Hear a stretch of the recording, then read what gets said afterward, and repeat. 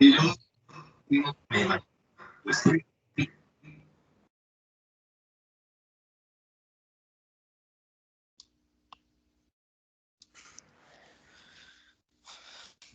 muy buenas tardes para todos.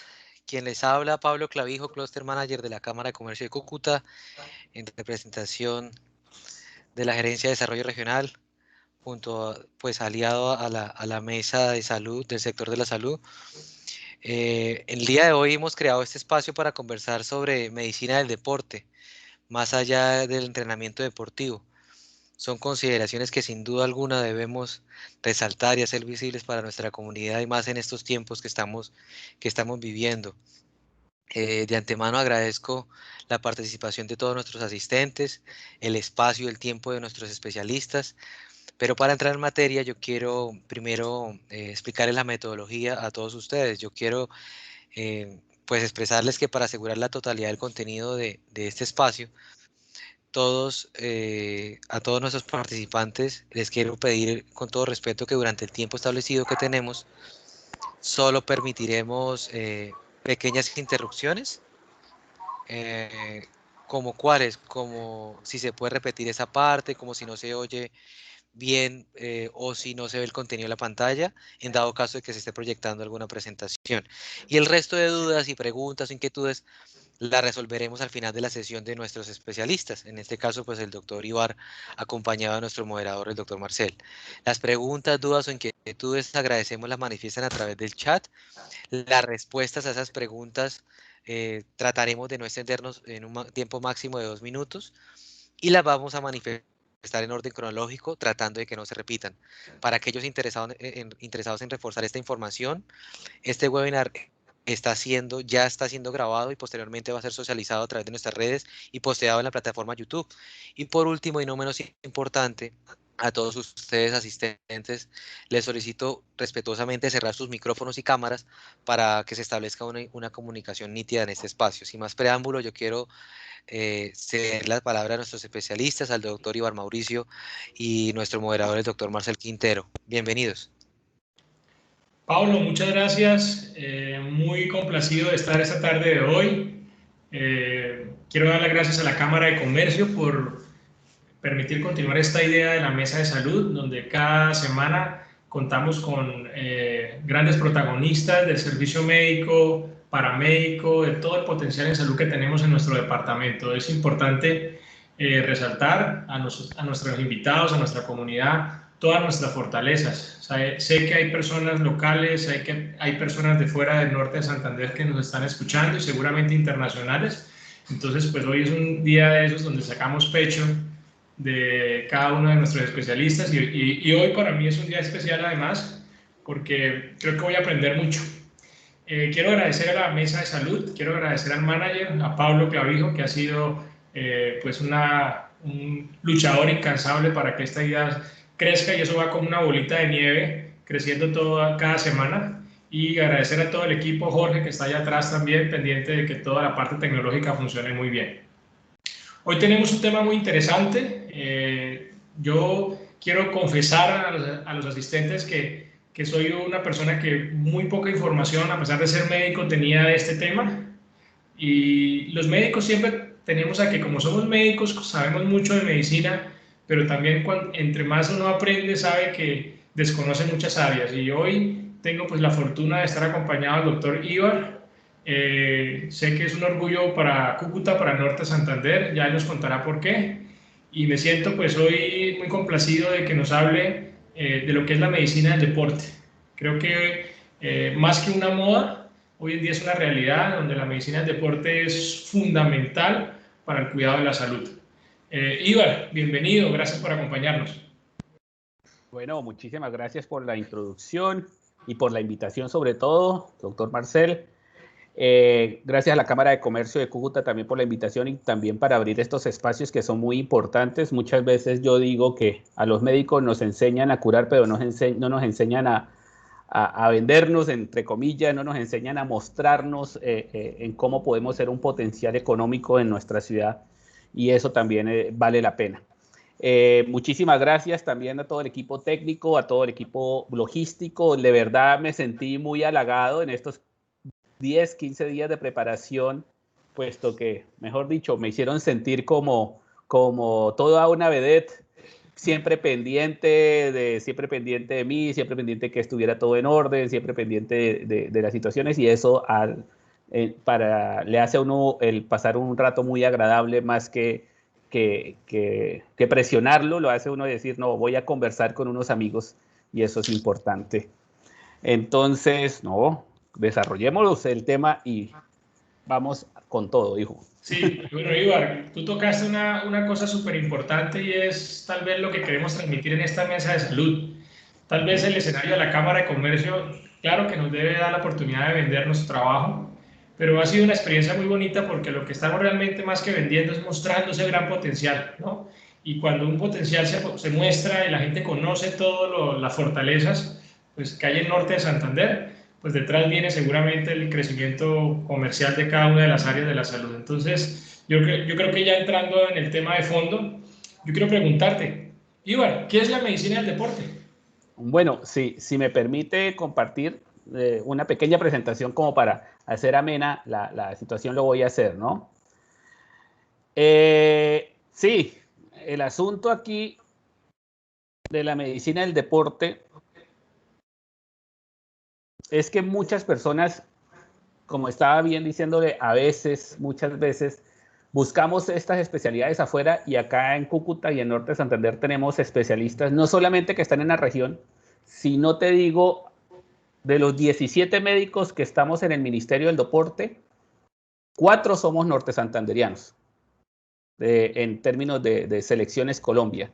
Entonces, es más, el fisioterapeuta de la selección Colombia de mayores es cucuteño, ¿ya? También, digamos, está vinculado con nuestra región. Entonces, nosotros tenemos que, como bien se dice, velar por lo nuestro también.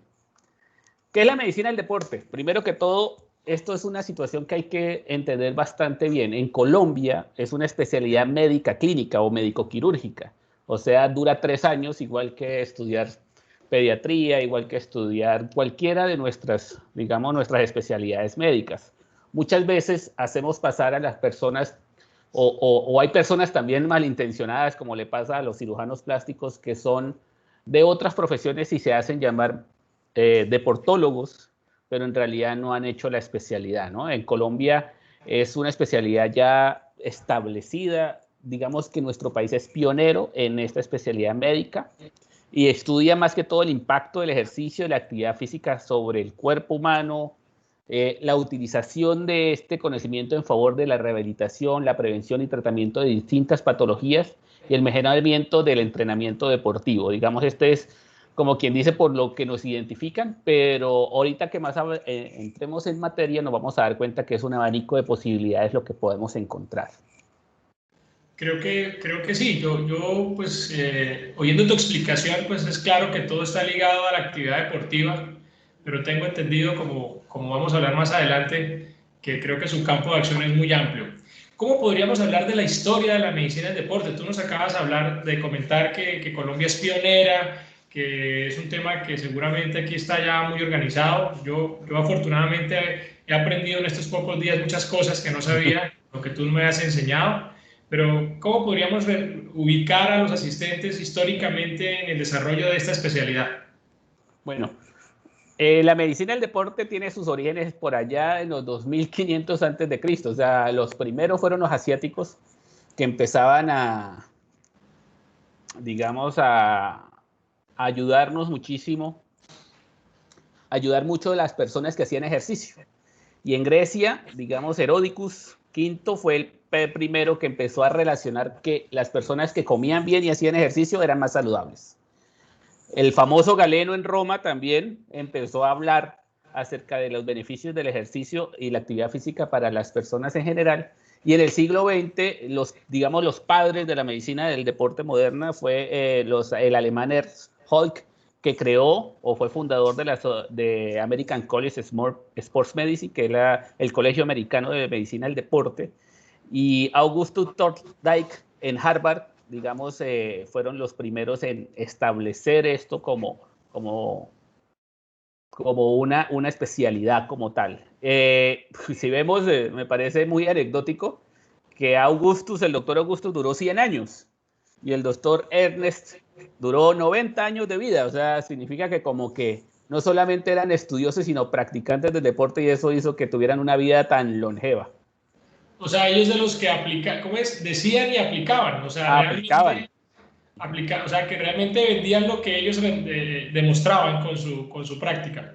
Sí, también algunos escritos antiguos hablan de cómo habían médicos especialistas en los gladiadores romanos, ¿ya? O sea, que habían personas que solamente se dedicaban a atender a aquellos gladiadores o aquellos campeones de los emperadores para así lograr, como quien dice, mejor rendimiento en la arena.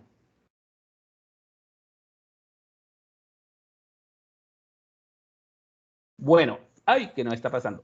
En América Latina o en Colombia, digamos, esta historia en 1980, digamos, del doctor Carlos Efraín Sánchez y Hernando Plata. Carlos Efraín Sánchez fue mi profesor en mi posgrado. Ellos fueron los pioneros en Colombia a través de los, digamos, el programa, en esa época no se llamaba Coldeporte, sino se llamaba el Instituto para la Recreación y la Niñez. Y en 1980 ellos fueron los primeros en empezar a hablar de la medicina del deporte, sí, también como el doctor Felipe Marino en Antioquia, cuando empezaron a ir a campeonatos en los años 70 y empezaron a ver que los cubanos, los americanos, o sea, estadounidenses y otras personas tenían personal de apoyo médico. Y ahí empezó la semillita de empezar a institucionalizar la especialidad como tal. Esta especialidad viene de principios de los años 90, finales de los 80. La Universidad de Antioquia y la Universidad del Bosque fueron los primeros en aperturar la medicina del deporte como una especialidad médica.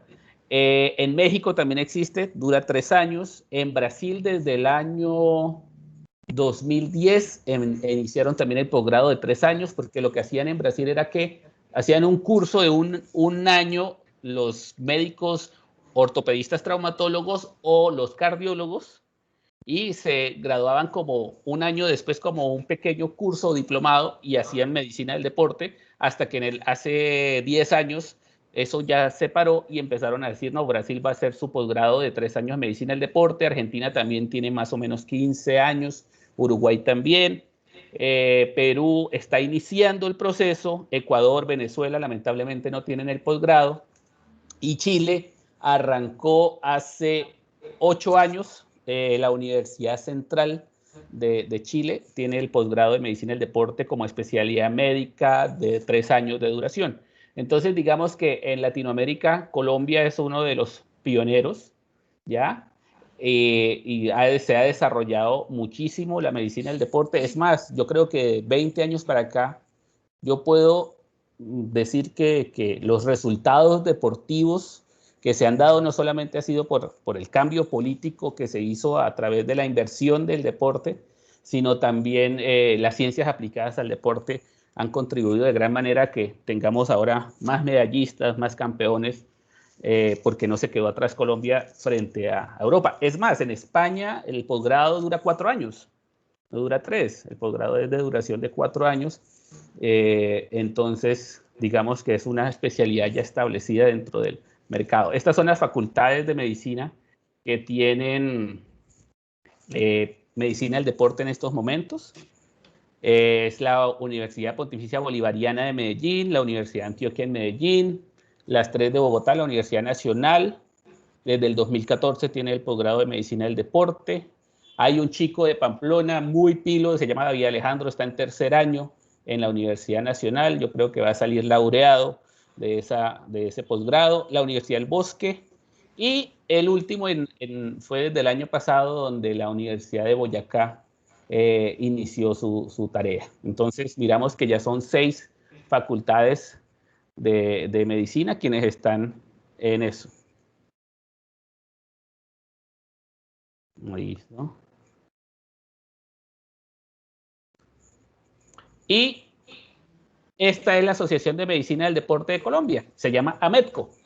Entonces AMEDCO es la que nos reúne a todos nosotros, son más o menos 117, 120 asociados de lo que estamos ahí. Actualmente yo soy miembro de la Junta Directiva de la Asociación de Medicina del Deporte de Colombia.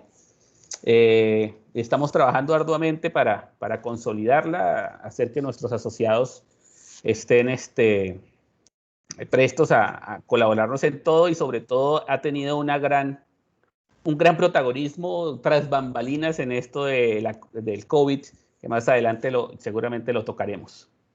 Ibar, en Cúcuta o en nuestro departamento, pues ya creo que nos adelantaste algo con respecto al pamplonés que está pues terminando seguramente su posgrado laureado, pero ¿cuántos médicos del deporte tenemos en Cúcuta o en Norte de Santander en este momento? Norte santanderianos hay muchos, pero están afuera de Cúcuta, pero acá cucuteños está la doctora Rosa Gómez, que es egresada de la Fundación Universitaria de Ciencias de la Salud, trabaja en Bodytech, trabaja en servicios especializados del corazón. El doctor Leonardo Castro, que es egresado de la Universidad de Antioquia, trabaja en la Clínica San José. Yo actualmente estoy trabajando en la Clínica Gastroquirúrgica y también trabajo con el Comité Olímpico Colombiano y el Ministerio del Deporte. Y el doctor Edgar Cardona, que ha estado, digamos, desde hace varios años en Cúcuta, trabajando con el Cúcuta Deportivo, ha trabajado como con su consulta particular. Ellos somos los 4 que estamos aquí y prácticamente no es una especialidad que sea, como dice, un monopolio, sino que ya hay varios especialistas junto conmigo haciendo esta práctica. No, increíble. Y yo creo que es un buen momento, como hablamos. O sea, hace rato, antes de comenzar aquí la transmisión en vivo, tú me hacías un ejercicio y decías que el médico del deporte no es el médico que sale corriendo por el campo de fútbol a ver qué le pasó al futbolista Sí. cuando se golpeó, ¿no? El tema es un tema un poco más contundentemente grande. Entonces, yo te pregunto, ¿cuáles son los campos de acción? ¿Qué le podemos contar a los asistentes, a la comunidad hoy que nos acompaña, de todo el trabajo que ustedes hacen? Sí, mira, entonces yo le confieso algo. Yo anoche o ayer en la tarde, cuando yo estaba haciendo estas pequeñas diapositivas,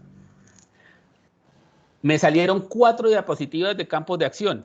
O sea, dije yo, me toca que ampliarlo porque si no me queda muy amontonado. Me puse a pensar en qué trabajan mis compañeros de la Asociación de Medicina del Deporte y me encontré que el más pequeño porcentaje trabajamos en lo que la gente se imagina. La gente se imagina es el médico que va a entrar al campo de juego o el que está haciendo el examen al futbolista o al ciclista, o el que está en la foto de las nóminas de fútbol. Digamos, ahí es donde nos llega a la cabeza el médico deportólogo, médico del deporte, y nos llega a la cabeza esto. Y en realidad me salieron cuatro diapositivas.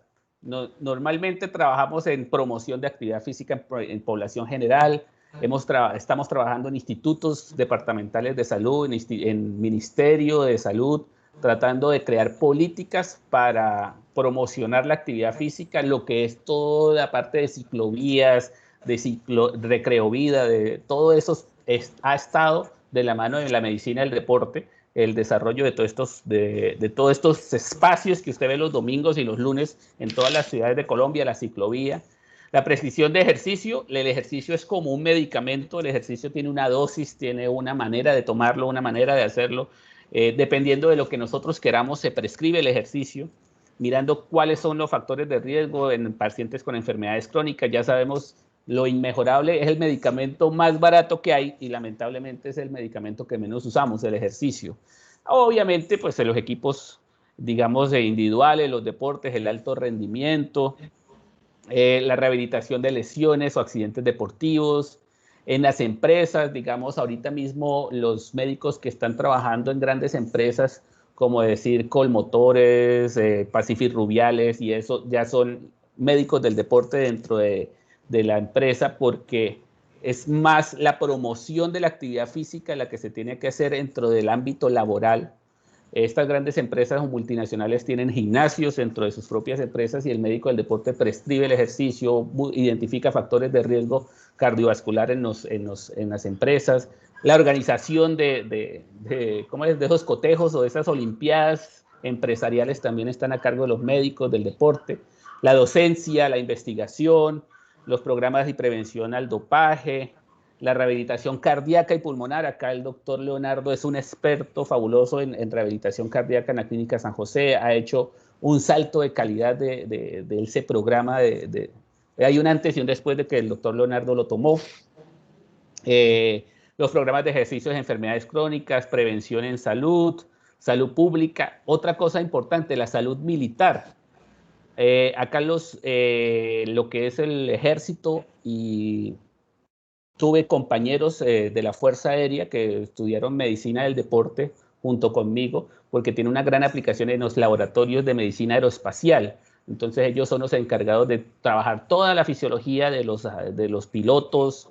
La medicina del deporte está involucrada en la parte de los astronautas, la fisiología de las adaptaciones. Esto es una anécdota muy bonita. En Chile, los que hicieron, como quien dice, todo el trabajo de adaptación a las grandes temperaturas, a la adaptación al encierro, a la adaptación a las comidas y todo, de los mineros que duraron, los 33 mineros que duraron en ese socavón o en esa mina atrapados durante tantos meses, fueron médicos del deporte los que crearon toda la estrategia de supervivencia, porque en realidad también la medicina del deporte también ha tenido, digamos, injerencia sobre el campo militar. Entonces los pilotos, los marines, todo esto que están expuestos a condiciones extremas, la medicina del deporte a través de su fisiología y su investigación son los que han estado pioneros en esos campos. Entonces yo creo que someramente, pero como que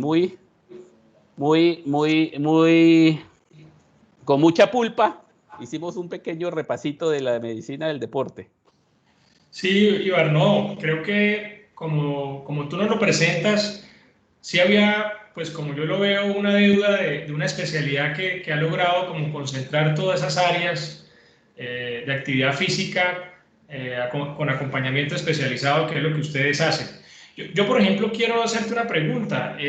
Durante mi vida siempre creí que este campo era liderado por un especialista que se llama el fisiatra o el especialista en terapia física. Pero sorprendentemente veo que el campo pues tiene espacios. Yo quiero preguntarte, ¿qué diferencia existiría para ti como médico del deporte entre la medicina del deporte y la fisiatría? Digamos, son complementarias, pero nosotros hacemos cosas realmente diferentes, ¿no? Digamos, no hay que negar que los fisiatras son los expertos en sistema nervioso periférico, ¿ya? Ellos son los que tienen, y son los abanderados en las enfermedades que tienen que ver con este sistema, como también el volver a hacer funcional una patología, rehabilitar y hacer funcionar una patología. Nosotros tenemos un énfasis diferente. Nosotros cuando hablamos de rehabilitación no nos referimos a la rehabilitación de una patología, sino nos referimos a una rehabilitación para volver a hacer una actividad. O sea, si yo soy, así sea, un ciclista amateur y tuve una lesión en mi rodilla, la idea mía no es ser funcional y caminar bien y que no me duela, sino la idea mía es volver a montarme a la bicicleta y hacer los 50 kilómetros, ¿ya? Y ese es el enfoque diferente. Nosotros propendemos esa la rehabilitación para la vuelta a la actividad como antes, ¿ya? De pronto, a veces nos mandan pacientes a nosotros que no son de medicina del deporte, sino son para fisiatría, digamos, pacientes con accidentes o situaciones difíciles. Por ejemplo, yo tengo el ejemplo claro de que a veces me mandan pacientes para calificar discapacidad, ¿sí? Entonces, no es mi campo. Yo digo, no, eso es un fisiatra el que tiene que estar allá. Pero para clasificar a una persona que sufre de determinada discapacidad, para meterlo a un deporte adaptado y empezar a trabajar la rehabilitación de ese deportista después de que ya lo tuvo el fisiatra, de esta persona, lo tuvo el fisiatra y llegó a una readaptación social. Y entonces utilizamos el deporte adaptado para que empiece, digamos, una vida productiva y, ¿por qué no, un deporte en el cual haya un mejor futuro para él? Entonces ahí yo sí agarro a esa persona que se ha rehabilitado, pero lo tomo como, digamos, una clasificación funcional para clasificarla en qué deporte adaptado lo podemos meter. Entonces, digamos que son dos cosas diferentes. Ellos hacen electromiografía, nosotros no la hacemos. Más que todo, ellos también tienen un ambiente más intrahospitalario, nosotros tenemos un ambiente más externo, ¿sí? Hay otras cosas, por ejemplo, en Bogotá o en las clínicas de referencia cardiovascular como la Clínica Chayo, donde yo estudié también, no hay fisiatra, hay medicina del deporte. ¿ya? Porque ellos, digamos, la medicina del deporte se ha estado muy establecida en la parte de rehabilitación cardíaca y rehabilitación pulmonar, que muchas veces, no sé por qué, digamos, fisiatría en algunas ocasiones la han dejado un poquito del lado. Pero entonces, en la clínica Chayo, en la clínica cardioinfantil, digamos, se trabaja en equipo, pero en la Chayo el manejo de la rehabilitación cardíaca es exclusiva de la medicina del deporte, como también algo que le interesa muchísimo al doctor Marcel, que es la realización de pruebas funcionales cardiopulmonares, o sea, el consumo máximo de oxígeno para un trasplante cardíaco en Achayo lo hace el médico del deporte. ¿Sí? Entonces, yo creo que es clara la pregunta. Yo creí que de pronto, pero creo que con tu explicación seguramente muchos de nosotros ya sabemos también muy bien esa gran diferencia en las competencias, ¿no? Ahora, Sí. no solamente con fisiatría, Ibar, ¿qué más podríamos decir? O sea, ¿cómo es tu eje?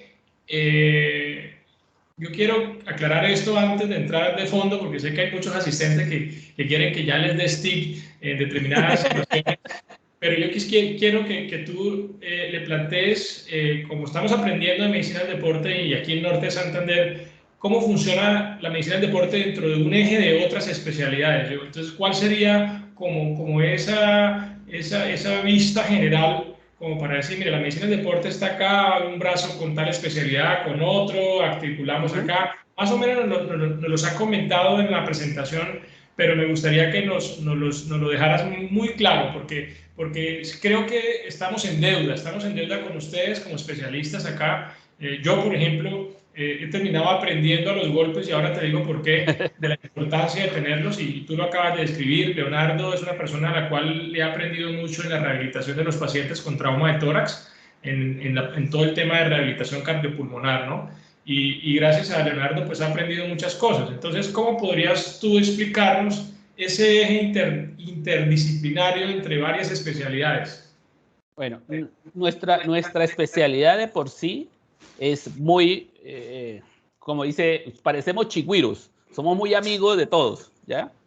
Entonces, por ejemplo, con ortopedia tenemos una relación más que todo para trabajar la rehabilitación del deportista, ¿no?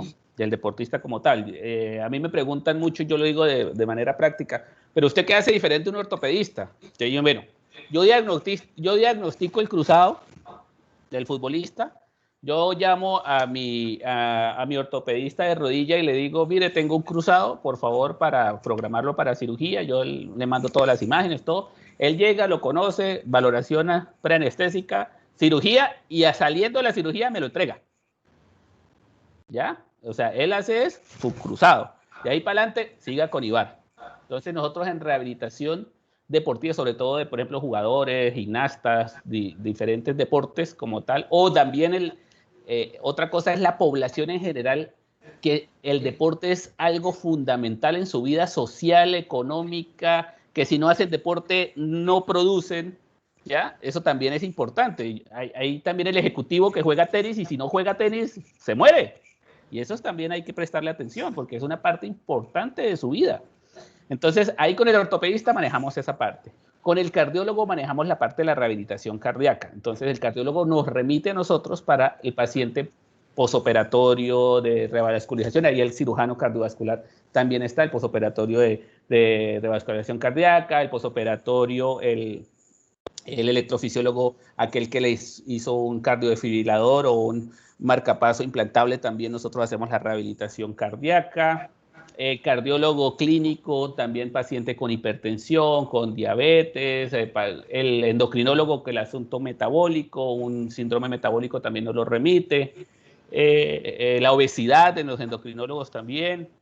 Con cirugía general tenemos una relación en cirugía bariátrica, pacientes bariátricos, nosotros hacemos toda la parte del preparación de la cirugía bariátrica, que es lo que hacemos en la gastroquirúrgica, y post y seguimiento con la adopción de hábitos saludables y sobre todo no solamente la disminución de peso, sino la prevención de la sarcopenia, que es la disminución de la masa muscular, que es lo que tienen los bariátricos. Los bariátricos post, el problema de ellos no es que no bajen de peso, el problema de ellos es que bajen, pero de masa muscular. Entonces ahí tenemos que también estamos nosotros ahí atentos. Entonces, mira que ya llevamos cardiólogo, ortopedia, cirugía general, endocrinología, reumatología, también digamos los pacientes con fibromialgia, es unos pacientes que se benefician mucho de la actividad física y de la prescripción del ejercicio. Entonces, digamos que somos muy transversales, ¿no? Y lo que tenemos nosotros es que trabajamos mucho en equipo con el fisioterapeuta. Digamos, yo digo siempre, cuando es el día del fisioterapeuta, es la fiesta más grande. En marzo hacen la fiesta de las enfermeras, pero para mí la fiesta es los oficios, porque son mi mano derecha y mi mano izquierda. La parte de nutrición deportiva y la parte de la psicología deportiva. Nosotros también manejamos muchísimo, digamos, estas personas. Y en el alto rendimiento sí que más sea grande el equipo. Trabajamos con biomecánicos, bacteriólogos, los profesores de educación física, los licenciados en educación física. Entonces, digamos que siempre es como los chigüiros, estamos rodeados de muchísimas personas y colaboramos en todos. No, súper clara la explicación. Yo no sabía cómo hacerte la pregunta, pero creo que la respuesta fue contundente y creo que nosotros como pacientes, porque la idea es que los asistentes que están acá aprendan de cómo entender tu especialidad y cómo contar con ella y saber que eso es parte de un eje de varias especialidades. Creo que vamos un poquito al tema de situaciones muy puntuales, Ibar.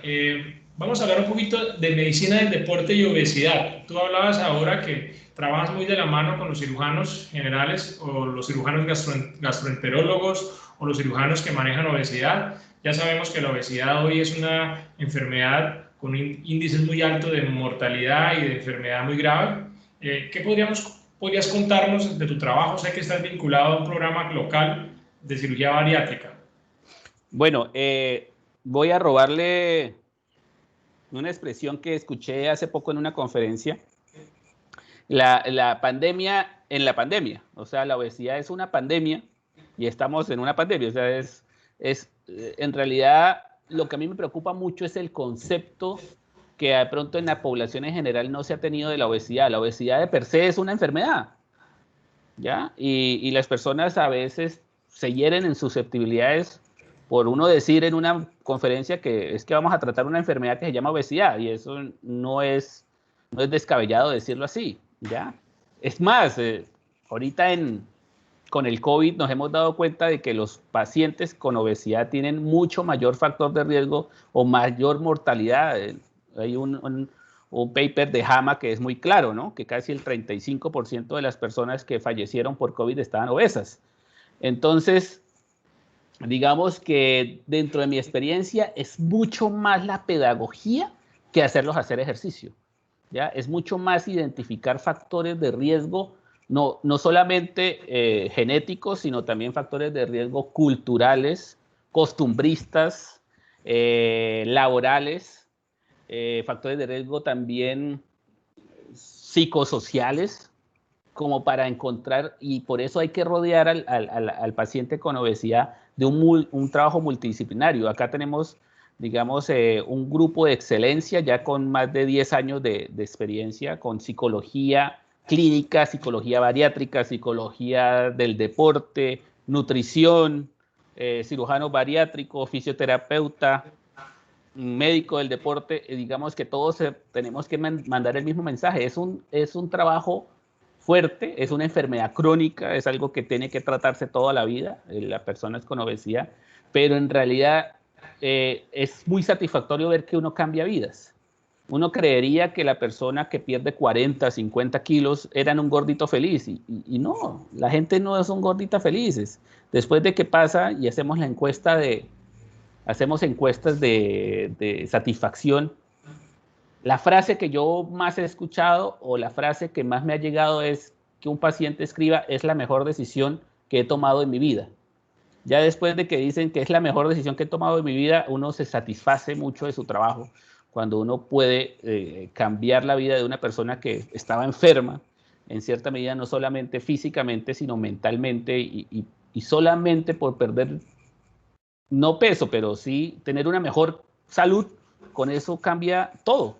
mejoran en su trabajo, mejoran en sus relaciones personales, mejoran en sus relaciones profesionales, y esa sensación la viven ellos por dentro y uno afuera piensa que no lo tienen, y es una cosa que durante todos estos años que he trabajado con obesidad me he dado cuenta de que sí existe, y que ahí hay que trabajar, todas las personas tienen, si tienen una convicción de cambio, se puede lograr sin ningún problema, pero obviamente bajo supervisión, basado en la evidencia, ¿ya? Basado en profesionales que sepan, que sean capacitados y tengan experiencia en el tema, porque, digamos, esto de la obesidad es algo que se tiene que tratar y no es algo que tenga que tratar los influencers, en cierta manera. Es algo que tenemos que tratar a través de profesionales. Alguien que de pronto quiere vender un quemador de grasa, valga la cuña, esas quemadores de grasa no existen, ¿ya? Esos quemadores de grasa o esos medicamentos, pues te van a decir todo lo que tú quieres escuchar para que le compres, pero en realidad esto es un proceso que se tiene que llevar por unos profesionales que sepan monitorear cómo va a hacer ese cambio de vida. Sí, yo creo que es claro el concepto. Tiene otra pregunta que va de la mano, así como la anterior: obesidad y medicina del deporte. Cáncer y medicina del deporte. Yo sé que esa se me acaba de ocurrir, pero es que tú me estás llevando a un punto tal vez donde quiero concluir después de estos tres tópicos. ¿Qué me puedes hablar de cáncer y medicina del deporte? Primero que todo, hay dos cánceres que está completamente demostrado científicamente que reduce el riesgo ser activo físicamente. Uno es el cáncer de seno, por eso es que tenemos las carreras en pro de la mujer, y otro es el cáncer de colon. O sea, el cáncer de colon y el cáncer de seno, simplemente con que usted haga ejercicio, ya está usted reduciendo 35% las posibilidades de que usted le vaya a dar. ¿Listo? Y entonces a mí si me dan una boleta de lotería donde dice usted tiene el 35% de posibilidades de ganarse, pues yo lo tomo, ¿sí o no? Sí, una tercera parte, pues, o sea, 35% de posibilidades de que usted con este billete de lotería se gane el baloto, no, yo lo agarro. Entonces el asunto es, si tengo un 35% de posibilidades de que no me dé cáncer de seno o cáncer de colon, simplemente por salir a hacer ejercicio, hágale, no le cuesta nada, ¿ya?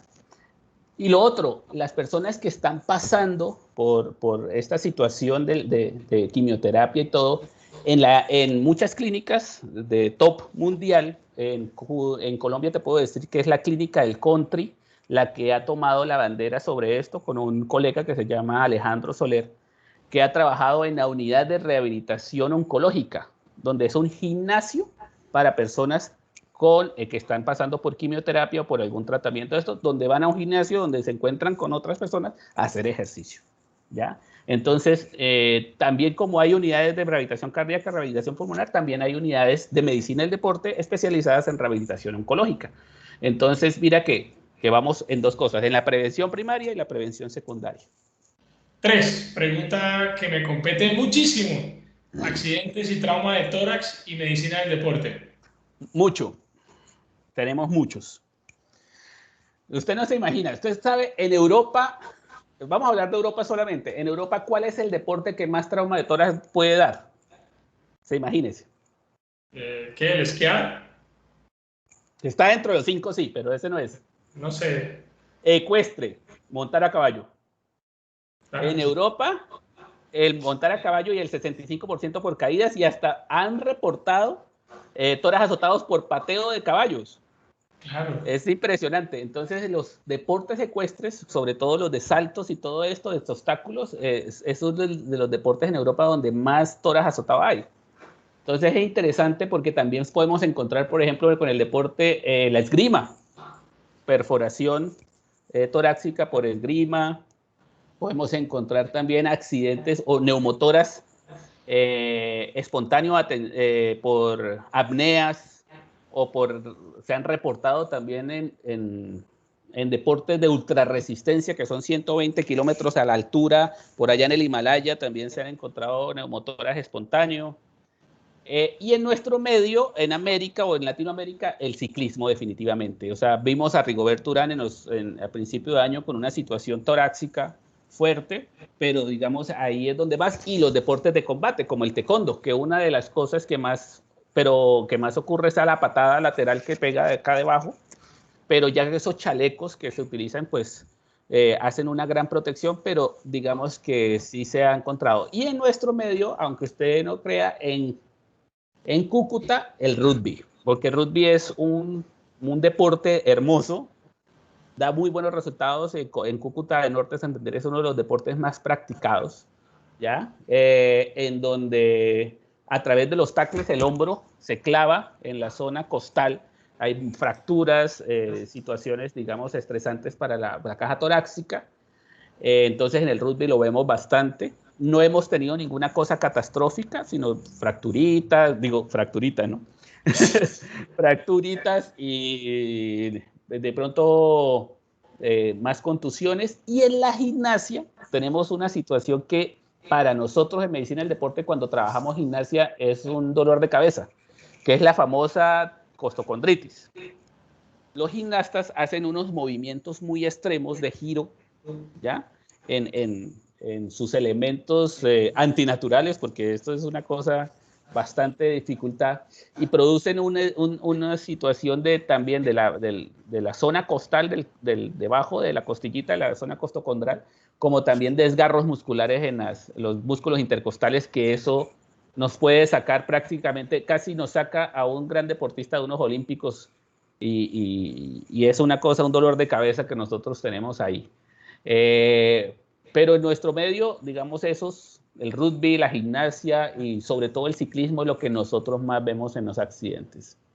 Mira, Ibar, ahora que yo tengo la oportunidad de tenerte aquí, pues yo quisiera compartirte y compartirle a los asistentes estos dos escenarios, ¿no? Tú sabes que en la parte de cirugía torácica el cáncer de pulmón es uno de los cánceres más mortales en el mundo, y el tórax azotado, como tú muy bien has descrito, es una también de las causas más frecuentes de mortalidad en trauma, el trauma de tórax, porque dentro del tórax están estructuras vitales. Y ha sido no solamente aquí a nivel mundial, sino a nivel nacional, uno de los motivos de consulta más frecuentes, ¿no? Aquí en Cúcuta tenemos una incidencia altísima de trauma de tórax, como tú muy bien dices, relacionado con los accidentes de tránsito, con los ciclistas, que vamos a hablar de ellos, con los motociclistas, ya sabes esto. Y en esos dos escenarios, porque voy a ser muy puntual, en cáncer y en trauma de tórax y en tórax azotado, pues también he tenido la oportunidad tal vez en estos últimos 10, en esta década de 10 años, de también estar desarrollando protocolos y haciendo manejos que están al nivel de cualquier centro importante del mundo. Y es que en el caso de cáncer es indiscutible en un centro oncológico, como tú muy bien nos hablabas de la experiencia de la clínica del Country, que exista un programa de rehabilitación liderado por Medicina del Deporte en el centro oncológico. Yo creo que los que estamos constantemente en actualizaciones de cáncer de pulmón, la rehabilitación es una parte tan importante como la quimioterapia o como la cirugía en un momento determinado, ¿sí? Es muy importante, ¿sí?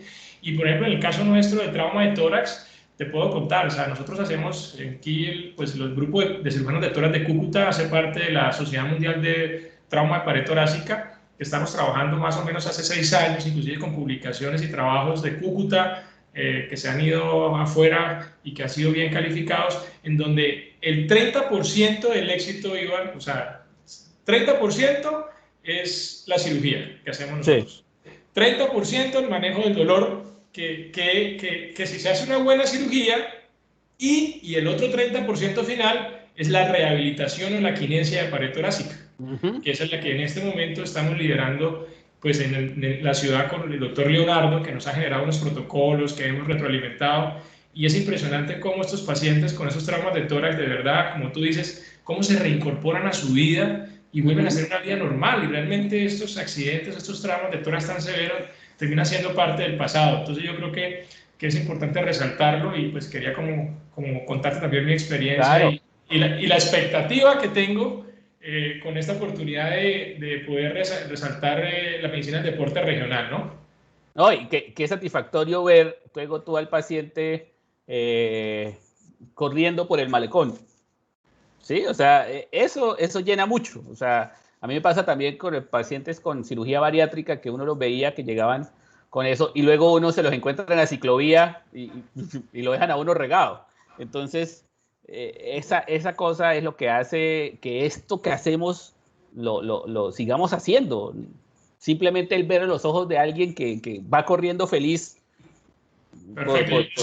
Yo siempre lo defino como que no lo conozco, como que lo hacía nosotros, ¿no? Y realmente es muy gratificante. Bueno, lo saludan a uno y un... ¿Cómo que? Perdón, pues pero usted se parece al que vi hace unos meses que no podía entrar al consultorio y ahora lo ve uno corriendo. Sí, realmente es fantástico. Eso es algo que no podríamos nunca describir nosotros en la parte de tratamiento. Bueno, Iván, hablemos un tema que es inevitable y creo que llegó para quedarse. COVID-19. ¿Qué nos puedes decir en tu área y el tema de la pandemia y la infección por COVID-19? Bueno, para nosotros, como para todos, hemos aprendido mucho, ¿no? Hemos aprendido mucho del COVID, hemos aprendido sobre el camino.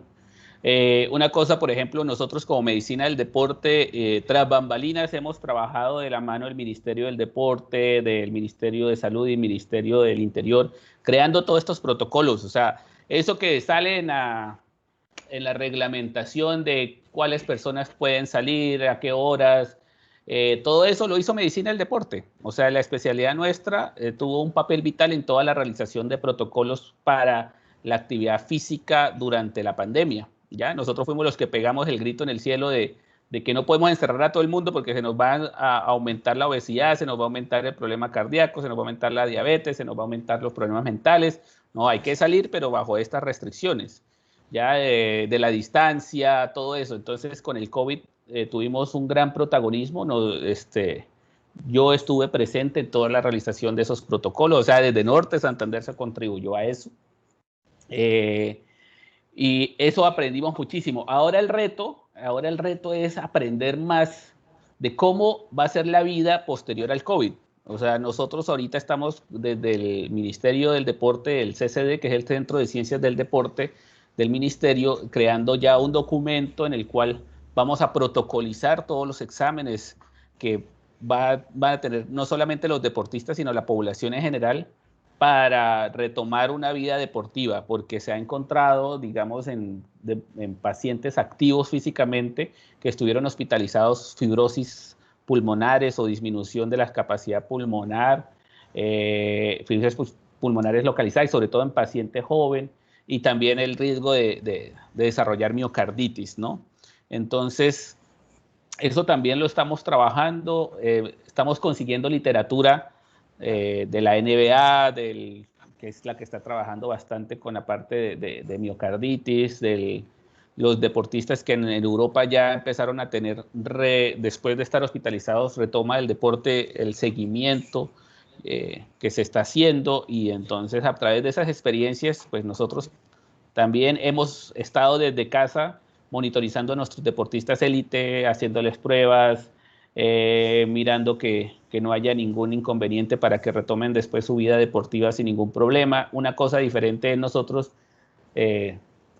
no poder salir a hacer ciclismo, y otra cosa es el que vive de eso, ¿sí? Entonces, si yo no practico, no gano, y como no gano, no como. Es que es muy difícil, es una cosa diferente. Muchas veces yo lo hago a manera de broma, le digo yo a los pacientes que vienen, y usted... no, es que yo soy ciclista de alto rendimiento. ¿Por qué no? Porque yo salgo 2 horas al día y hago ciclismo. ¿Y usted qué trabaja? ¿Es ciclista de un deportista profesional? No, yo trabajo en mi empresa. Ah, no, usted no es deportista de alto rendimiento, usted lo es que es afiebrado. ¿Ya? Porque el deportista de alto rendimiento, por definición, es el que vive de eso, el profesional. ¿Ya? Ya nosotros somos aficionados que nos va bien en la bicicleta o en el fútbol, pero digamos, esa es una gran diferencia. Entonces nosotros estamos más enfocados ahorita en este momento, no tanto, porque ya como vimos en las noticias hay una apertura, pero entonces lo que va a ser el día a día del médico del deporte post-COVID va a ser el return to play, que llamamos nosotros, el volver a la cancha. Cómo volver a la cancha de una manera segura, que no tenga secuelas ni vaya consecuencias. Usted sabe que la miocarditis es una patología que puede ser corresponsal a muerte súbita por ejercicio. Entonces, en eso es que estamos más enfocados y preocupados en estos momentos. Si uno mira el escenario, Ibar, hablando del COVID, yo lo clasificaría como en 3 grandes grupos. y es el paciente que tuvo la enfermedad y estuvo muy comprometido, requirió una hospitalización, ya sea hospitalización normal o manejo en cuidado crítico. Está el paciente sintomático que estuvo, pues sintomático, pero que estuvo en casa, o está el asintomático que pues, se detectó por la prueba y pues nunca sintió nada. Nunca sintió Esos nada. tres grupos. Pero la definición de los tres grupos, Ibar, quiero preguntarte, porque inclusive en esos tres grupos, por alguna razón, no sé si a todos nos ha pasado, ya tenemos un conocido, un primo, un amigo o un familiar que pues está en esos tres grupos y por alguna razón ellos quieren retomar esa actividad física. ¿Qué consideraciones generales podríamos decirles a ellos? Por ejemplo, tengo una gran amiga que estuvo en casa con positividad de COVID, muy activa físicamente, y después de salir de los síntomas y pasar su tiempo de cuarentena, pues se sentía muy bien, empezó a hacer actividad física y a las 48 horas me llama que está absolutamente derrotada, inclusive pensando en que la enfermedad recayó. Sí, sí se ha visto en las fases iniciales una disminución de las capacidades, digamos, cardiopulmonar, o sea, consumo máximo de oxígeno se va para abajo. La idea ahí primero que todo es descartar o alguna fibrosis pulmonar residual o hacer electrocardiograma y ecocardiograma para mirar que no haya ninguna restricción, ya en ese caso en particular, que digamos retome el deporte y no sienta que esté rindiendo como antes. Eso es lo primero. Lo segundo es si de pronto ya nos dimos cuenta de que no ha pasado nada, de que todo salió bien limpio, es simplemente un desacondicionamiento natural. Normalmente para nosotros tomar lo que llamamos entre comillas el físico, necesitamos entre 6 a 8 semanas, pero para perderlo necesitamos 15 días. O sea, la fibra muscular se toma en estar a punto para una competencia, para algo, se demora entre 6 a 8 semanas hacer algún cambio. ¿Sí? O sea, por ejemplo, yo me pongo a hacer pesas y que me hagan una valoración cada semana, así sea con biopsia, no voy a ver ningún cambio sino hasta después de la sexta, séptima semana significativo. Obviamente cambio va a haber, pero significativo 6 a 8 semanas. Pero si yo me parto un brazo y me ponen un yesito, a los 15 días eso ya está sequito. ¿Sí?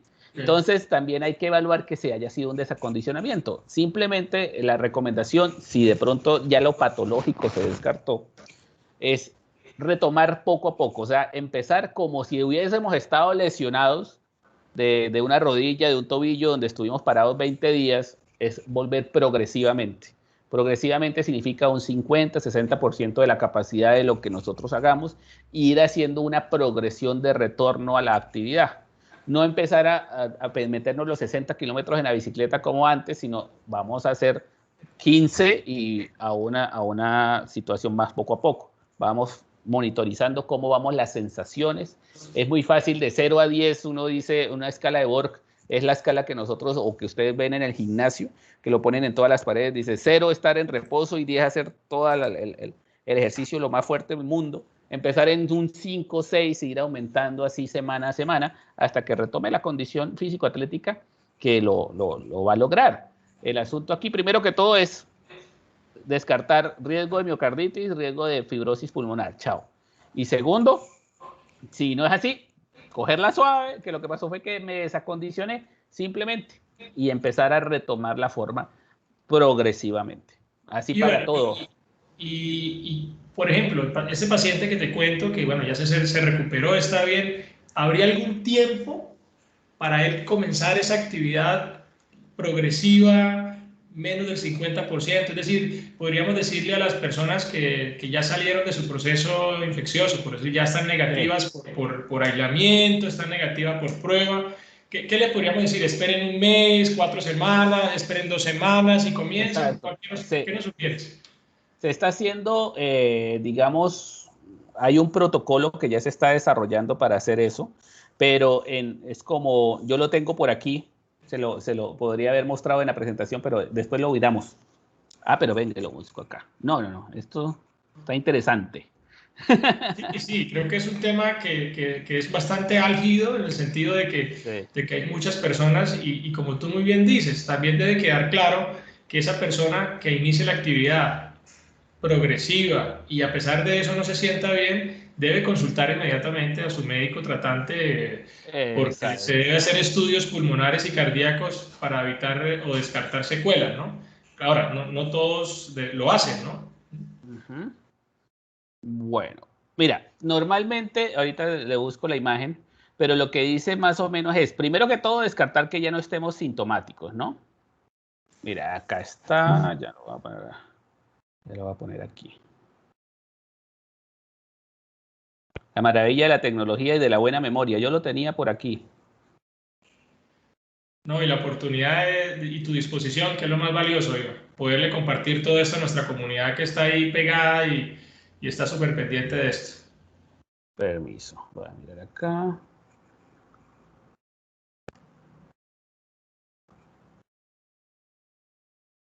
Ujú. Bueno, ahí ya la voy a compartir. Mira.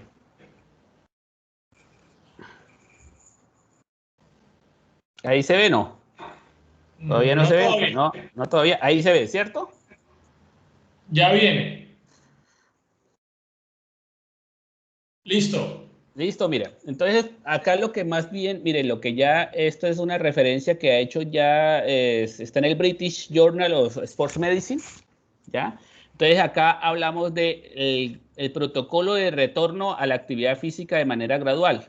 Entonces, estamos una stage 1, que digamos son 10 días, lo que hay que hacer, digamos, empezar con mínimo, empezar poco a poco, digamos, caminar, actividades diarias de la vida, dura 10 días. Está la parte 2, que son 2 días haciendo menos de 15 minutos con la frecuencia cardíaca un 70% de la máxima, hacer una caminata ligera, trotar, bicicleta, sin resistencia, digamos una actividad física muy leve. Luego llega el estadio 3A, donde se hace durante 1 o 2 días, volver al 80%, ya se sube a unos 30 minutos. Obviamente todo eso es monitoreando subjetivamente los síntomas, ¿no? Mirar cómo está la frecuencia cardíaca, si cómo está la percepción del esfuerzo, si se está ahogando, no se está ahogando. Luego viene el estado 3B, donde también empezamos más progresivamente, 45 minutos. Luego 2 días en la estación 4, donde tenemos 80%, 1 horita, ¿ya? Y luego diga la parte 5, donde ya empezamos a hacer el entrenamiento normal. Entonces vemos que todo está 10, 12, 13, 14, 16 días prácticamente, y el día 17, acá lo vemos, día 17 es donde ya estamos haciendo. Y después la parte 6, que es retorno a las competencias, obviamente siempre monitorizando que nada de esto esté con síntomas y que obviamente estemos totalmente bien. Pero mira que ya está protocolizado también la parte de eso. Siempre, mire, viendo que considerar el monitoreo hematológico, considerar el monitoreo con electrocardiograma o ecocardiograma y la parte respiratoria, hasta una espirometría es importante tener en cuenta acá. Obviamente que estemos libres de enfermedad para no ser un agente infeccioso con la comunidad, ¿no? Pero digamos que ya está el return to play, así es en la jerga de la medicina del deporte, hablamos en este anglicismo, de volver a la actividad del return to play, ya está el protocolo, digamos, establecido. Vamos a hacer uno para la parte de Colombia, creo que dentro de nuestro contexto también merece la pena hacerlo, y también no solamente con las personas activas físicamente, los sedentarios, sino también hacer el protocolo para las personas, los deportistas de alto rendimiento. No, muy bien, muy claro. Creo que podría resumírtelo porque pues tú sabes que todos en este momento que tenemos, estamos en algún momento primera línea, tenemos pacientes hospitalizados con coexistencia COVID, tenemos familiares, pues queda claro que son 2 semanas, ¿no? 2 2 semanas, semanas. por decir así, lentas, donde una vez se decide reiniciar la actividad debe ser muy lenta, porcentaje a porcentaje, pero que son 2 semanas de paciencia. Y De si, paso a paso. y si definitivamente no se logra, pues ya hay que buscar un médico especializado que nos haga los estudios pertinentes. ¿Sí? Pero estoy seguro que, como tú nos explicabas, el trabajo del ministerio, y pues sé que tú estás ahí, seguramente va a sacar estas guías para que los tengamos ya en versión Colombia. Y bueno, muchas Sí, gracias por eso. porque Bueno, igual el Ibar, contexto es diferente, sí. sí, vamos a entrar a un tema que creo que hay mucha gente que quiere que toquemos, ¿sí? ya nos aclaraste que los que hacemos ejercicio o que creemos que hacemos ejercicio no somos deportistas de alto rendimiento, porque no vivimos de esto, ¿sí? Entonces, pero creo que la cultura del deporte hace muchos años ya se ha tomado muchas generaciones, jóvenes, adultos, mayores, deja también de ser una moda, sino ya es parte para muchos de nosotros en el estilo de vida, ¿sí? Entonces hay varios grupos de interés. Yo quisiera que nos dieras algunos tips dependiendo del grupo de interés. Por ejemplo, comencemos a las personas que corren, los runners, ¿qué podríamos o qué tips les podemos decir como generalidades, como cosas que siempre deben quedar ahí anotadas de principios básicos? Bueno, no solamente para los runners, sino para los ciclistas o para las personas que hacen gimnasio, hay que tener en cuenta varias cosas. Número uno, que uno tiene que hacer algo que le guste, ¿sí? Cuando me dicen los pacientes, doctor, vengo acá a que me diga usted qué ejercicio hago. Y yo le digo, no, dígame usted qué ejercicio va a hacer para yo decirle cómo hacerlo. Porque es que yo no le puedo a una persona que le gusta, me pongo de ejemplo. Yo no iría nunca a un gimnasio siendo médico del deporte porque tengo una bobada, no me gusta la música de los gimnasios, ¿sí? A mí me encanta el metal, me encanta el heavy, me encanta eso, entonces yo voy a un box de CrossFit que me pongan AC/DC a todo volumen, ¿sí? Pero así como hay personas así, hay personas que sí van a un gimnasio y les encanta el gimnasio y la vida social del gimnasio. Entonces, para gustos, colores. Lo primero es hacer algo que a uno le guste. Primero. Segundo, tener un objetivo. ¿Para qué lo voy a hacer? O sea, el objetivo es salud, verse mejor, porque quiero bajar niveles de tensión arterial, porque quiero reducir el número de medicamentos que consumo, porque simplemente siempre quise ser ciclista y nunca tuve plata para comprarme una bicicleta y por fin la compré, ¿sí? Pero igualmente hay que tener un objetivo, o sea, una satisfacción personal o algo. Lo tercero importante, a través de que le guste a uno, buscar un objetivo es hacerlo con seguridad. ¿Sí? Si eres una persona hipertensa, si eres una persona fumadora, hipertensa, obesa, diabética, lo que hay que hacer es, antes de montarse en una bicicleta, es hagamos un chequeo y hagamos lo que llamamos una valoración preparticipativa. O sea, mirar una prueba de esfuerzo, mirar cómo están mis niveles de colesterol, triglicéridos, que no haya ningún factor de riesgo que pueda hacer que ese inicio del deporte termine de una manera poco agradable o catastrófica, como hemos visto que terminan.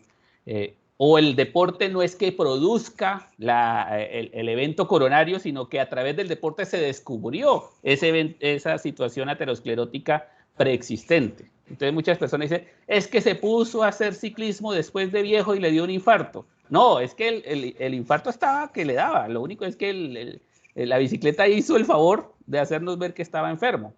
Entonces, primero, hacer una valoración preparticipativa en esa situación. Y segundo, el hábito no hace el monje. El deporte se puede hacer de una manera bonita, espectacular, y no tiene por qué ser cara, no tiene que ser la última bicicleta, ni tiene que ser los zapatos de última tecnología para hacerlo bien. Obviamente, en los runners uno siempre le dice, no utilice unos zapatos que sean adecuados, no utilice esos zapatos planos porque va a proceder una fascitis plantar. Entonces esos zapatos, como decir los Converse, que son tan bonitos y que de nuestra generación, todos los que tenemos 40 para adelante tenemos unos Converse en el closet, o si no fracasamos como generación X. Entonces esos no están hechos para correr, ¿sí? Entonces unos zapatos que sean cómodos. Conocer una preexistencia. Si yo tengo una lesión meniscal, pues lo menos que debo hacer es correr. De pronto la bicicleta sea una buena opción, ¿ya?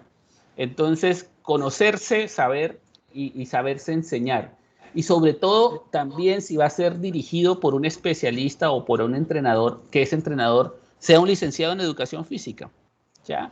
Es muy chévere ver, es más, influencer o personas que están en las redes sociales haciendo ejercicio, motivan, son modelos a seguir en cierta manera de parte física, pero en realidad no tienen un direccionamiento tan profesional como hay muchos entrenadores en nuestra ciudad. Y tenemos una gran escuela, aunque usted no crea, es muy respetada la escuela de la Universidad de Pamplona en licenciatura en educación física. Hay gente de todas las partes del país que vienen a solamente estudiar las maestrías de la Universidad de Pamplona en licenciatura en educación física. Son muy, muy respetados. Entonces tenemos todos estos egresados de licenciatura de educación física y no los utilizamos porque preferimos de pronto mirar a unos influencers en Instagram. Entonces la recomendación de por sí es hacer lo que a uno le gusta, hacerlo de manera segura, hacer una valoración preparticipativa, saber de pronto dejarse guiar hacia dónde y disfrutarlo.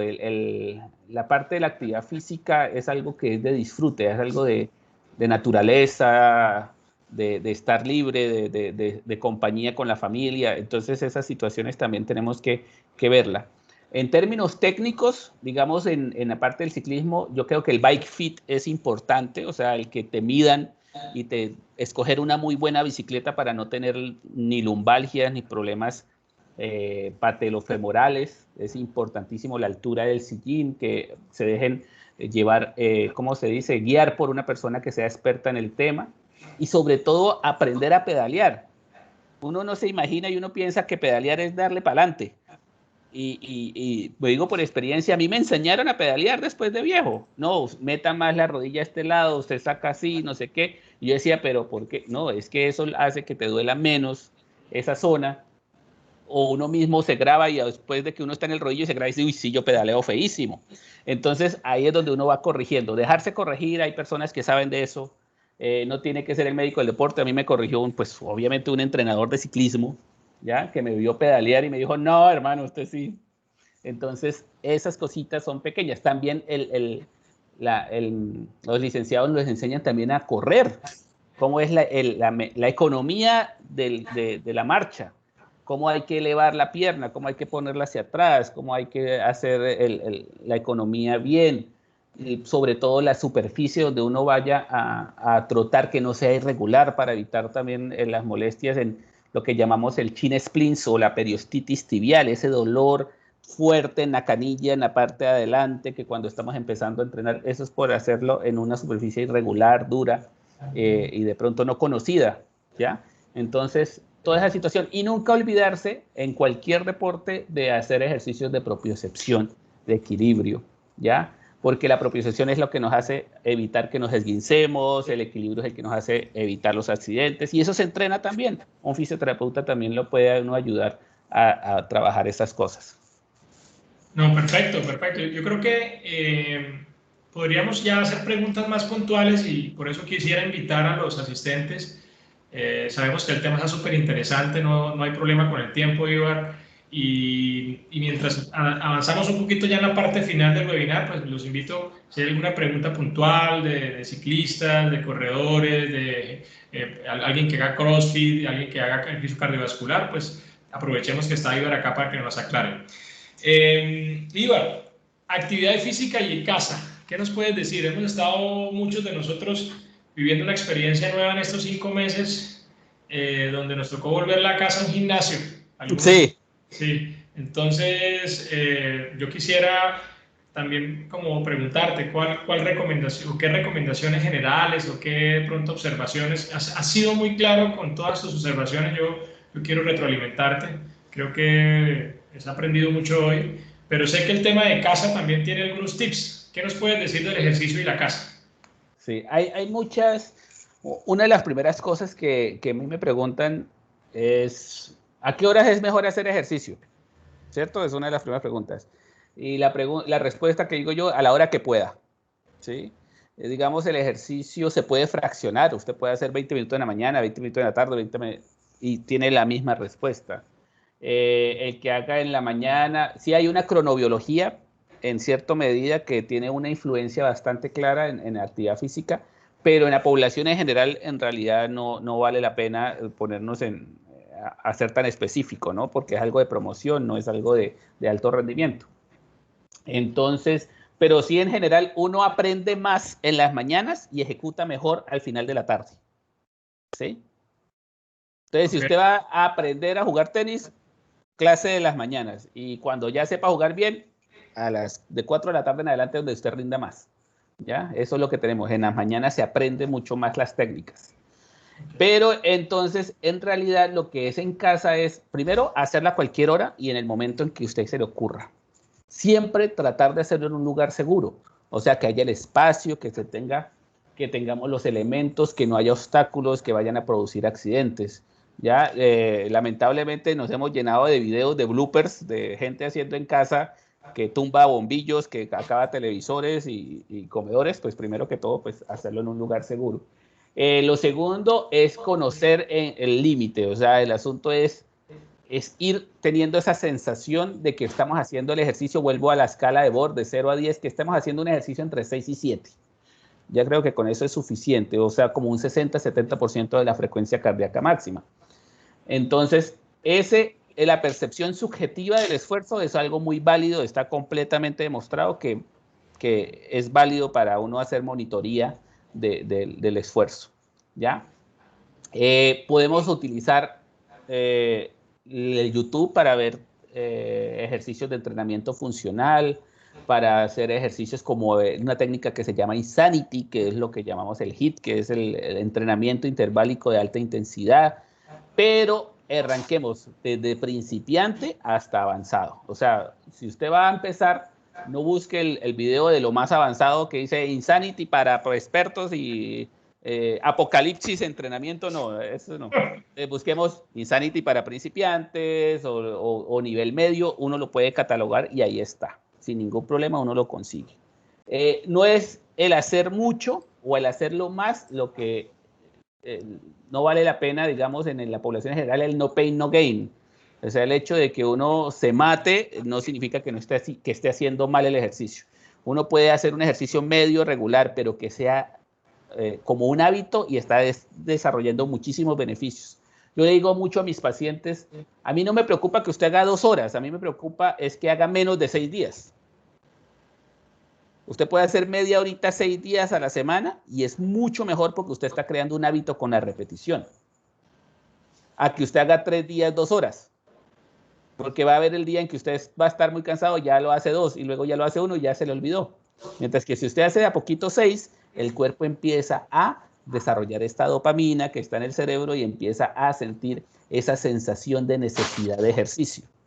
¿Ya? Nosotros, cuando un paciente me dice a mí, doctor, es que yo no puedo pasar un día sin hacer ejercicio porque el cuerpo me lo pide, en ese momento, o sea, es el momento sublime de que lo logramos, porque logramos una adherencia a un hábito que puede durar toda la vida y le puede dar a usted muchísimo a favor para tener menos enfermedades no transmisibles, enfermedades crónicas no transmisibles.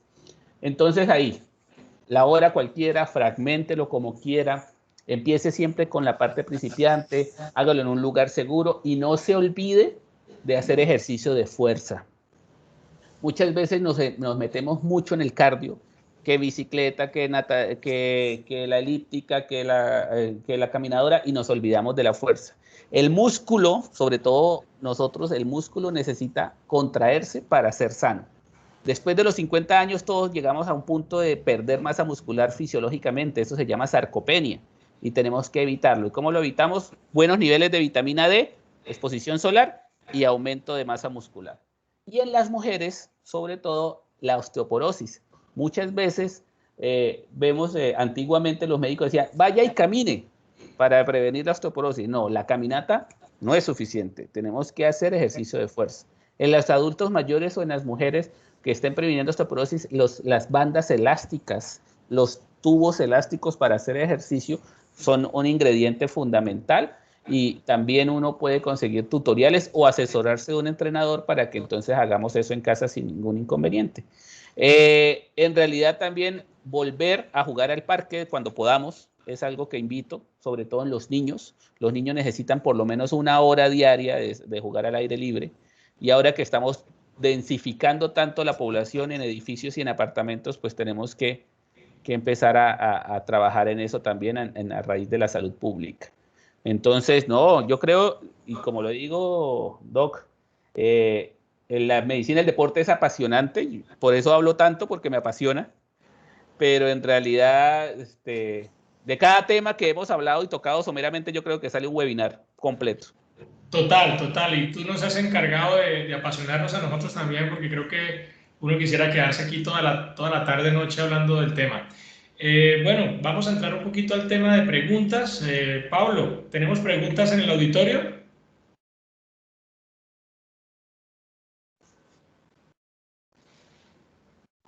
No sé si tenga Pablo el micrófono apagado. Si quieres, mientras tanto, yo tengo una pregunta, Ibar. El tema del ejercicio, siempre nos dicen que hay que descansar. Tú nos hablabas de que lo importante es ser constantes y no importa la cantidad, pero hacerlo constantemente, ¿cierto? Si lo hacemos constante todos los días, 30 días al mes, al mes, 12 meses al año, también tendría consecuencias. Hay que tomar un descanso, el del día de descanso a la semana es importante. ¿Qué me puedes comentar? Sí, por eso es que cuando estaba hablando de hacerlo, hablé de 6 días, porque siempre uno es de descanso, ¿sí? Entonces, 6 días a la semana, pero uno siempre se debe descansar. Y lo importante para que las adaptaciones fisiológicas sean certeras o beneficiosas es sobre todo el sueño, el ciclo de sueño. O sea, de que la noche sea en un lugar apacible, en un lugar que no haya luz, ¿ya? El asunto aquí es la hormona de crecimiento, el asunto aquí es la melatonina. Si nosotros hacemos que la melatonina no se active porque no tenemos pantallas en la habitación, pues entonces tenemos menos posibilidades de que la hormona de crecimiento no se active si tenemos esas pantallas, y eso hace que haya poca recuperación. Hay un estudio muy interesante que dice que el 65% de personas que duermen con el televisor prendido tienen obesidad. ¿Ya? Y eso es una situación fisiológica. ¿Por qué? Porque estamos engañando al cuerpo. El cuerpo descansa, es porque no entra luz al ojo y la melatonina no se activa. Entonces, si nosotros nos acostamos y está entrando de todos modos luz, pues entonces no estamos haciendo nada para recuperación. Pero sí, la recuperación es importante. Por eso hablaba de 6 días a la semana, porque uno siempre debe ser de descanso. El descanso hace parte también de esto. Por aquí en el chat yo vi una pregunta. Sí, doctor, nos comentaba Tatiana Villamizar Uh-huh. que ella, digamos, ¿qué le podemos sugerir para las personas que quieran bajar de peso? ¿Cuánto tiempo deberían hacer ejercicio? Bueno, acá lo de bajar de peso no es cuánto tiempo, sino lamentablemente el ejercicio para bajar de peso solamente constituye el 20% de lo que necesitamos. O sea, el 80% de bajar de peso es disminución de la cantidad calórica de ingreso al cuerpo, o sea, de lo que comamos. ¿Ya? Usted puede hacer todo el ejercicio del mundo, pero no, si no cambia hábitos de comer, no va a bajar de peso. ¿Ya? El ejercicio solamente constituye el 20% de lo que se debe hacer para bajar de peso. O sea que en esa medida el tiempo no es tan importante, sino hacerlo, empezar progresivamente de 20 minutos, 6 días a la semana, irlo progresando 5 minutos cada semana hasta que lleguemos a 300 minutos por semana, que serían 50 minutos por 6 días. Esa sería, digamos, la dosis ideal para empezar a hacer un cambio de disminución de porcentaje de grasa corporal, 300 minutos por semana. Pero si nosotros, así hagamos los 300 minutos, no cambiamos los hábitos alimenticios, no va a haber ningún resultado. O sea, el asunto aquí es de trabajar de la mano de nutrición para lograr llegar al objetivo de la pérdida de peso. Ibar, de acuerdo. Pues quiero felicitarte porque hemos tenido una audiencia súper estable. Tú sabes que eso vale muchísimo en estas épocas de pandemia, donde los webinares y esta virtualidad a muchos los ha cansado, pero hemos tenido buena acogida y quiero retroalimentarte del tema. Bueno, me escribe en el interno desde Bogotá, Carlos Copete, me dice la siguiente pregunta. ¿Las dietas bajas en carbohidratos o sin carbohidratos, cómo van con el ejercicio? Bueno, las dietas cetogénicas, digamos que es disminuir los carbohidratos, depende. Si es para una persona que no es deportista de alto rendimiento, no hay ningún problema. Con el ejercicio va muy bien. Es más, había una controversia hace como un año y pico, de hacer ejercicio en ayunas o sin ayunas, ¿sí? Entonces ahí es otra cosa que también yo digo, no, el asunto no es en ayunas o sin ayunas, sino hágalo. No importa en el orden de los factores, no altera el producto. Pero, digamos, la dieta cetogénica como tal, en la población general, para mejorar composición corporal, no hay ningún problema con el ejercicio y se la lleva muy bien. ¿Sí? ¿Qué En el deportista de alto rendimiento no está recomendada. ¿Por qué? Porque en el deportista de alto rendimiento o el que vive de eso, como quien digo yo, el carbohidrato es un combustible importantísimo para lograr el objetivo deportivo, ¿sí? Entonces eso de que los deportistas no comen carbohidratos es un mito. Los deportistas comen mucho carbohidrato, muchísimo, 2, 3 arepas, espagueti, todo lo que venga en carbohidrato, porque ellos tienen un metabolismo primero adaptado a tener grandes gastos calóricos y segundo necesitan esa cantidad, no pueden estar en déficit calórico porque pierden en su deporte. En las poblaciones en general las dietas cetogénicas sí van muy bien, o sea, podemos hacer ejercicio disminuyendo la cantidad de carbohidratos y lo que queremos es perder grasa, si queremos es perder peso, no hay ningún problema. Perfecto. Doctor Ibar, Dayan Alejandra nos dice lo siguiente. ¿Qué recomendaciones de ejercicio, es decir, qué intensidad, qué duración, etcétera, para una persona joven le podemos recomendar, digamos, que toda su vida ha tenido el IMC bajo con la intención de poder tener un IMC normal? ¿Qué podemos comentarle de ella? ¿Qué intensidad, qué duración de ejercicio? No sé si los 300 minutos que nos recomienda semanalmente o diferente a esa respuesta, doctor Ibar. Aquí es diferente en el sentido de que el IMC es el índice de masa corporal. IMC bajo significa que es una persona delgada, ¿ya? Y lo que quiere llegar es aumentar de peso, ¿sí? Si nosotros queremos aumentar de peso, no es cuánto tiempo, sino qué hacer, ¿sí? Entonces, ahí a Dayan le digo yo, bueno, en términos de tiempo podemos trabajar lo mismo, pero usted lo que tiene que hacer es 15 minutos de cardio y váyase a comer pesas a la lata. ¿Sí? Porque necesitamos es aumentar masa muscular y la masa muscular la única manera que tiene es rompiéndose a través de la contracción y volviéndose a regenerar. Entonces ahí lo que le digo a Dayan no se preocupe por el tiempo, sino por el tipo de ejercicio. Trabaje mucho más la parte y también ir a buena asesoría con un nutricionista o una nutricionista que le ayude a contemplar el aumento calórico que necesita para aumentar de peso y llevarlo a lo normal. Pero entonces, ¿qué pasa? Si nosotros vamos al nutricionista y nos aumenta la cantidad de calorías diarias que comemos, pero eso se nos vuelve grasa, estamos haciendo las cosas mal. Entonces lo que tenemos que hacer es decirle a nuestro cuerpo, hey, esas calorías de más que estoy comiendo, vuélvemelas músculo. Y si me la vuelvo, y para volverme a músculo, lo que tenemos que hacer es contracción muscular, pesas. Entonces ahí el asunto no es el tiempo, sino es lo que tenemos que hacer. O sea, lo que tú dices sería la fuerza. Que tú también nos hablabas que hay que sacarnos de la mente ese tema de cardio que es importante, sino la fuerza en este momento es fundamental para la actividad física, ¿cierto? Sí, la fuerza y todo esto. Tengo otra pregunta de fuera de Cúcuta. ¿Estás taquillero en el país, Iván? Si el objetivo es marcar, ¿qué tipo de ejercicio recomiendas? Bueno, acá voy a citar también a otra persona que me dice, ¿cómo hago para que los abdominales se me marquen? Y dije yo, las abdominales no se hacen en el gimnasio, se hacen en la cocina. ¿Ya? El marcar, simple y sencillamente, es disminuir el porcentaje de grasa corporal. Todos tenemos el six-pack, todos lo tenemos. El asunto es que muchos tienen más grasita que los otros y no lo dejan ver.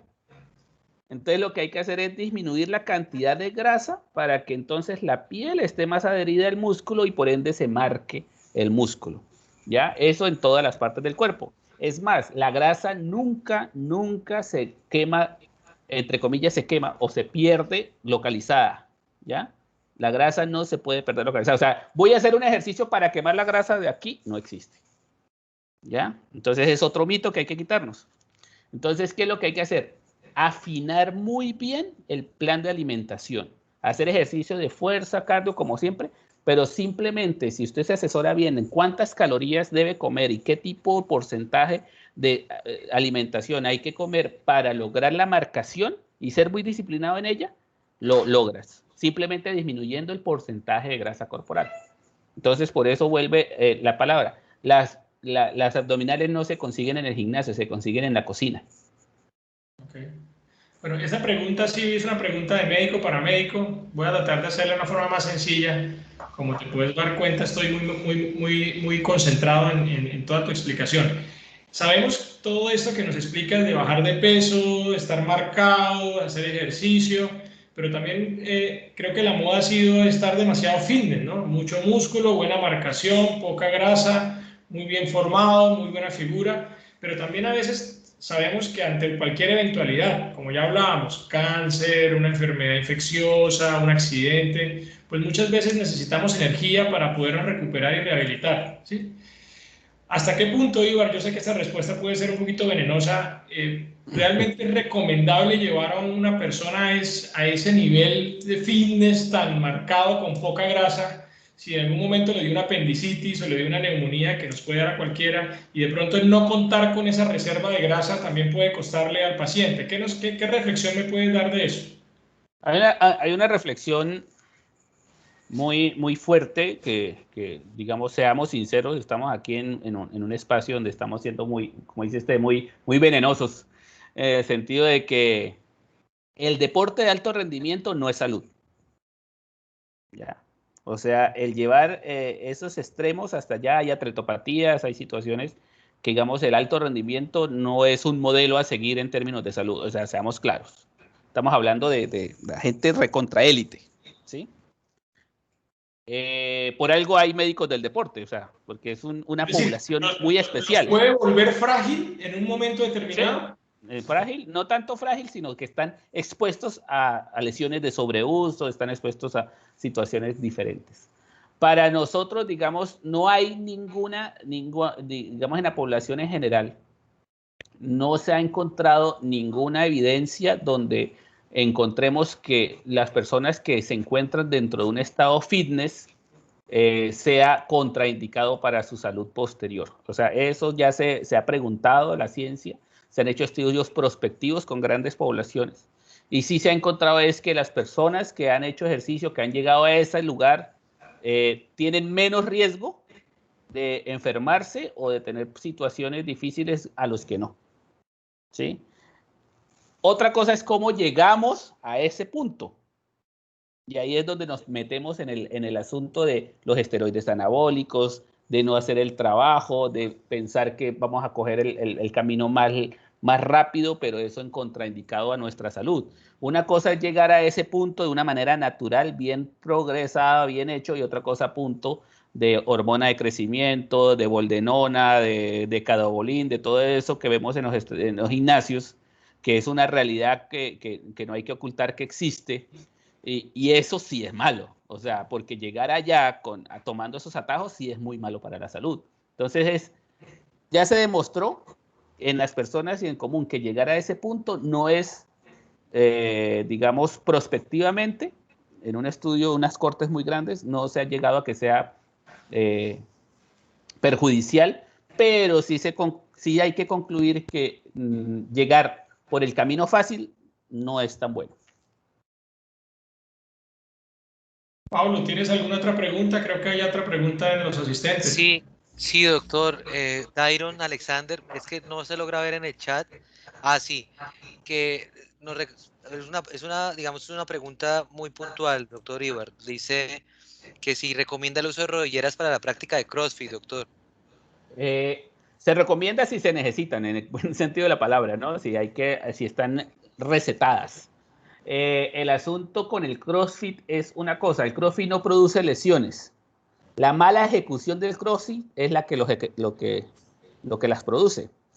Lo más importante para el levantamiento, para todo lo que nosotros trabajamos en el CrossFit o lo que se trabaja en el CrossFit es tener una técnica depurada. Si usted tiene una técnica depurada, usted no va a tener ningún problema de lesión, ¿no? Así, o sea, obviamente si es una persona que no tiene ninguna predisposición a alguna situación o una preexistencia, ¿no? Sino una persona que empieza en el CrossFit y si hace la ejecución como debe ser, si se le enseña muy bien a hacer ejecución, no va a tener ningún problema físico, ¿ya? O de lesiones. Si se utiliza, si está prescrita, sí, tiene un problema las rodilleras o los braces, que es que muchas veces no están prescritos y no ayudan a que haga una ejecución natural el cuerpo, lo que hace que muchas veces atrofie en algún momento algunos grupos musculares si no la necesita. Yo me acuerdo mucho de Oscar Figueroa, nuestro medallista olímpico, que levanta pesas sin faja. y levanta y hace récords mundiales levantando pesas, la CIA, ya está retirado, sin faja. Entonces digo yo, usted se imagina el core, usted se imagina la fuerza muscular abdominal baja, oblicuos, espinales, lumbares tan fuertes que para levantar eso sin faja. Entonces, Impresionante. es impresionante. O sea, si usted entrena bien, usted no necesita rodilleras. Pero sí hay algunas patologías que requieren, por ejemplo, cuando la rótula excursiona de manera anormal, o sea, se va para un lugar que no debe o se roza, hace lo que llama condromalacia, sí hay unas rodilleras que se necesitan para evitar que haya ese roce en el levantamiento. Entonces, todo depende de cada caso. Perfecto. Y yo creo que tenemos la última pregunta ya para cerrar, Ibar. Por el interno me llega Arturo Arias, me pregunta, y creo que tiene que ver mucho, porque yo no sé, yo escucho mucho en los gimnasios y en los amigos que hacen deporte que me lesioné el menisco. Los meniscos, entonces... Los meniscos, sí. Sí, si hay lesiones meniscales, y entiendo que esto es un proceso que quedaría para otro webinar, ¿qué es esto? ¿Cómo se trata? Bueno, en fin, Sí. evidentemente en el pronóstico general, esas personas podrían volver a correr y si pueden hacerlo o si no pueden hacerlo, ¿cómo pueden hacer algo de ejercicio que pueda compensar esa actividad física que tú nos recomiendas? Bueno, ¿cómo es la mejor respuesta que tenemos los médicos para todo? ¿Cuál es? Depende. No sé, sí, ¿cómo voy a leer? No sé cuál. No, Pero... depende. Ah, depende. Depende. Entonces, la lesión meniscal depende de qué sea, de dónde esté ubicada, de que si es sintomática, si es asintomática. Eso nos lo da una resonancia magnética. Si vemos una lesión meniscal que llamamos en el menisco una zona roja, es muy susceptible de ser reparada y que tenga un buen pronóstico. Si está en una zona gris, es de menor pronóstico. Si es en forma de clivaje, que significa como hacer como el menisco un emparedado, así lo parte en dos, pues si se opera o no se opera, termina siendo igual, ¿no? Entonces todo depende de dónde está ubicada la lesión meniscal y si es operable o no. Si vemos que es operable, si está en una zona roja y si tiene buen pronóstico y está en manos de un muy buen cirujano, opérese, rehabilítese y va a poder correr lo que quiera. ¿Listo? Si de pronto está en una zona donde no hay tanto pronóstico, o mejor pronóstico, digamos, el cirujano vea que el costo-beneficio o lo que vaya a recuperar esa rodilla posterior a la artroscopia va a ser mala, pues entonces empecemos a trabajar. ¿Qué es lo que se puede hacer? Hay técnicas de viscosuplementación con ácido hialurónico dentro de la rodilla que nos puede dar alivio de los síntomas. Y también va a ser usted, si tiene esa lesión, fanático del gimnasio. Pero todo se tiene que hacer en extensión, o sea, no doblando la rodilla, todos los ejercicios. Y si se hace, por ejemplo, el extension, que es que la piernita hacemos eso, es solamente a 20 grados, en los últimos 20 grados. En el momento en que podamos, y no olvidarse los isquiotibiales, en el momento en que tengamos esa masa muscular bien depurada, bien hecha, bien fortalecida, va a poder estar, y una viscosuplementación o un tratamiento fisioterapéutico bien hecho, va a poder usted correr sin ningún problema si no tiene síntomas. Si de pronto, si está sintomático, molesta y está en una zona roja, en una zona de buen pronóstico, operarse con un muy buen cirujano y rehabilitarse y volver a la actividad física de su predilección sin ningún problema. Pablo, creo que llegó otra pregunta. Yo creo que hay que aprovechar a Ibar. ¿Por qué no la hacemos, por favor? Sí, claro, doctor. David Bonilla nos pregunta lo siguiente: ¿qué tipo de plantillas de zapatos o suelas son preferiblemente, pues, o sea, son recomendadas para realizar deporte? Yo creo que, no sé si sea específico, de pronto que querrá decir de running o de pronto de CrossFit, Sí. no sé. Para todo hay ahora zapatos. Lo importante es utilizar un zapato que sea muy acorde a lo que vayamos a hacer. Por ejemplo, para CrossFit y de levantamiento tenemos unos que tienen amortiguación. Para running, cualquiera que no sea plano, por favor, esos zapatos de tela son bonitos con los jeans, la camisa blanca y la chaqueta negra, pero no para correr. Siempre esos también, tratar de buscar zapato que sea deportivo, sobre todo que tengan esa hormita, ¿no? La horma, lo que yo le digo, el huequito del medio. Si tenemos ese huequito, ese candado que le llamamos en la región, pues va a ser mucho mejor para hacer el ejercicio. Hay una cosa importante, hay que diferenciar en las canchas cuando se juega fútbol amateur, las canchas sintéticas de las canchas de césped natural. Es muy diferente el calzado para las dos, ¿ya? Para evitar lesiones. Entonces, comprar específicas para cancha sintética o comprar guayos para césped natural. Y también la incidencia de ligamento cruzado anterior o las lesiones en ligamento cruzado anterior cambió cuando llegaron los taches elípticos. ¿Ya? Los taches elípticos son los taches que son curvos, que son tachecitos que son como curvos, como mosquitas, y no esos taches que eran fijos que uno amarraba, ¿se acuerda? Que quedaba uno clavado.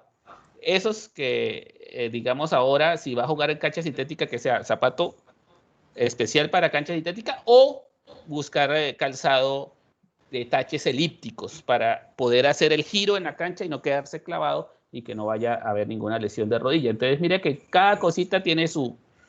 Por ejemplo, hay zapatos para tenis, para polvo de ladrillo para poderle deslizar y hay zapatos para cancha sintética, es muy diferente. Entonces, todo es tratar de buscar lo más específico para evitar lesiones.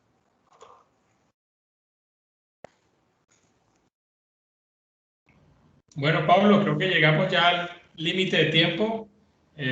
Pues quisiéramos que nos invitaras a la parte final. Sí, yo les quería comentar, doctor, pues muy interesante. Yo creo que ya siendo, como lo decía el doctor Marcel, siendo ya las 5:40 de la tarde, con un tema bastante extenso y con seguridad nos va a hacer falta tiempo en algún momento. Creo que llegó el momento de cerrar con conclusiones, doctor Ibar y doctor Marcel. No sé si nos puedan dar una conclusión de este lindo espacio que hemos tenido. Bueno, Ibar, comienza tú. Quisiera que nos diera la conclusión final. Yo creo, primero que todo, pues la conclusión es pues hacer visible una especialidad que es muy apasionante. Digamos, yo cuando me decidí por esa especialidad fue más por unir mi pasión por el deporte con mi profesión y eso, digamos, lo hemos logrado. Y además de esto, pues mirar que en Norte de Santander hay un gran potencial deportivo, un gran potencial de las personas. Es uno de los departamentos, está viajado por muchas partes de Colombia, es uno de los departamentos más apasionados por la actividad física y el deporte. Digamos, si ustedes no saben, Indenorte se ha ganado, el Instituto Departamental de Norte de Santander se ha ganado 2 veces el Premio Nacional de la Actividad Física, ¿ya? Que es un premio que se le da a los mejores programas de deporte en el país en términos de hábitos y estilo de vida saludable, ¿ya? Entonces, miremos que tenemos más y tenemos una gran capacidad de seguir desarrollando esta linda actividad. Y no solamente eso, sino recordar siempre que el deporte, la actividad física es el medicamento más barato que hay. Y hay que entonces aprovechar y hacerlo. Bueno, Ibar, yo voy a contar una cosa muy personal tuya que me enteré al principio de hoy, y era que tú tenías un gran proyecto este año. Ibas a acompañar al Comité Olímpico Colombiano a la preparación de la parte de gimnasia. Ibas a viajar, creo que a fuera del país a principio de año. Sí. Y creo que todo esto de la pandemia no te lo canceló, porque seguramente lo vas a lograr, pero como mi conclusión antes que eso, quisiera que les contaras a todos los asistentes cuál era el proyecto que tenías, y seguramente lo que nos cuentes pues también me va a llevar a decirle a la comunidad dónde podemos localizarte, cómo podemos contactarte, porque mientras te tengamos aquí en Cúcuta y ya pues, o con tu asesoramiento, pues que tanto toda la comunidad pueda buscarte y contar con tu profesionalismo. Pero ¿cuál era el proyecto que tenías? Bueno, yo tengo la fortuna desde el año 2011 trabajar con un conocido, un poquito conocido, se llama Yosimar Orlando Calvo Moreno. Desde hace ya casi 10 años soy su médico personal. Digamos, desde esa época, cuando él tenía 16 añitos, 15 años, empezamos a trabajar y hemos hecho un gran proyecto de la mano del profesor Jairo Ruiz Casas a través y ya somos, digamos, referente de la gimnasia a nivel colombiano, tanto así que el Ministerio del Deporte y el Comité Olímpico Colombiano me tienen a mí y a fisioterapeuta de la región pendientes de toda la gimnasia del país. Hemos pues, recorrido el mundo, como ustedes se dan cuenta, compitiendo y ganando medallas. Y este año íbamos a hacer una gran gira, nos íbamos a ir 6 semanas a prepararnos en Japón, que Japón es los mejores gimnastas del mundo. Pasábamos a Azerbaiyán a competir, luego a Qatar a seguir compitiendo, luego veníamos de nuevo, subíamos a Utah a buscar en Estados Unidos a buscar la clasificación de los Olímpicos. Y después de ahí irnos de nuevo a Japón, vivir un mes allá antes y luego competir y ayudar no solamente a la gimnasia, sino cuando nosotros competimos por Selección Colombia, vamos con todos los deportes, o sea, nosotros vamos a unos panamericanos, a unos olímpicos y todo, y termina Yosimar y yo me tengo que quedar 20 días más echándole la mano a los otros deportistas. Entonces, todo eso con la pandemia no se pudo hacer, pero esperemos, Dios mediante, para el año entrante logremos la clasificación tan anhelada de Yosimar a sus segundos Juegos Olímpicos en el mes de marzo y que estemos en Japón de nuevo, pues obviamente representando a nuestro país, y nosotros en el equipo de gimnasia y todas las selecciones, del 70% de los gimnastas de la Selección Colombia son norte santanderianos, entonces siempre llevamos el rojo y negro, así como me ven, el rojo y negro siempre adelante y sacando adelante la región, y siempre muy orgullosos de ser hijos de este bravo pueblo. Sí, claro que sí. ¿Y dónde te podríamos contactar? Por ejemplo, mientras viajas, ¿cómo podría un paciente o alguien tener el contacto de tu consulta? Yo normalmente trabajo con la clínica gastroquirúrgica, ahí de la mano con el doctor Manuel Moros y la doctora Patricia Martín. Ahí yo tengo mi consulta particular, y en Fisiogin, que es, digamos, el proyecto ya más encaminado hacia la medicina, el deporte de alta competencia, digamos, o de la actividad física como tal, se queda en el Coliseo Eustorgio Colmenares, ahí donde entrena Yosimar Orlando Calvo. Entonces, ahí también entonces lo podemos encontrar en las redes sociales como Fisiogin Cúcuta o Clínica Gastroquirúrgica. Ahí con mucho gusto estamos a las órdenes para cualquier inquietud y cualquier consulta. Bueno, Ibar, ha sido muy apasionante, estoy feliz. Mi conclusión final es que definitivamente tenemos grandes protagonistas. Ya creo que tú nos has contado por qué estás donde estás y muy orgullosos. Entonces, quiero darte las gracias por habernos acompañado hoy, por habernos enseñado tanto. Me lo gocé muchísimo. Yo sé que los asistentes estuvieron muy conectados y seguramente replicar esto por YouTube va a ser muy valioso para la región y para el país. Sí, Entonces, mi conclusión final es darte las gracias. Saber que hay una gran especialidad que está pues, haciendo parte, no solamente en el área deportiva, sino en el área médica de muchas enfermedades, y muchas gracias por enseñarnos.